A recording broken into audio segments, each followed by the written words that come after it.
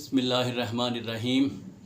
ابتدا ہے اس ارحم الراحمین کے نام سے جو رحمت العالمین صلی اللہ علیہ وآلہ وسلم کا بھی خالق ہے۔ درود و سلام محمد و آل محمد علیہم السلام پر۔ میں ہوں سید عامر جعفری۔ ہم مختلف مسائل کے حل کے لیے روحانی حوالے سے آپ کی خدمت کرنے کی کوشش کر رہے ہیں۔ اپنی تجاویز اور آراء سے ضرور آگاہ کیا کریں اور ہمارے اس پلیٹ فارم کو سپورٹ کریں تاکہ یہ خدمت جاری رہ سکے۔ معزز ناظرین، جھوٹ بولنے کی بیماری معاشرے میں اس قدر عام ہو چکی ہے کہ اس کو اب گناہ ہی نہیں سمجھا جاتا، بلکہ دیکھنے میں آیا ہے کہ بعض مقامات پر تو جھوٹ کو عزت دی جاتی ہے، اسے ہوشیاری سمجھا جاتا ہے۔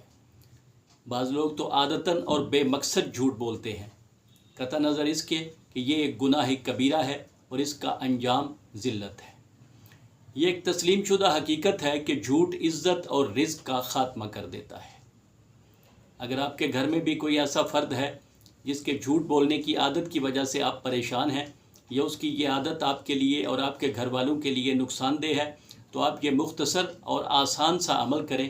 اس عمل سے انشاءاللہ اس شخص کے دل میں جھوٹ سے نفرت پیدا ہو جائے گی اور وہ جھوٹ بولنا بند کر دے گا۔ عمل صرف اس قدر ہے کہ زعفران اور عرق گلاب کی روشنائی سے کسی شیشے کے برتن پر سورہ مائدہ کی پہلی آیت یا ایھا الذین آمنوا اوفوا سے لے کر یحکموا ما یرید تک لکھیں اور پانی سے محو کر کے اس شخص کو پلا دیں۔ یہ عمل چند دن جاری رکھیں جب تک وہ جھوٹ سے مکمل طور پر باز نہ آ جائے۔ انشاءاللہ بہت جلد اس کے اثرات نمایاں ہوں گے۔ ناظرین محترم، قرآن میں ہر مرض کی شفا ہے، ضرورت اس پر مضبوط ایمان اور عمل کی ہے۔ انشاءاللہ پھر ملیں گے۔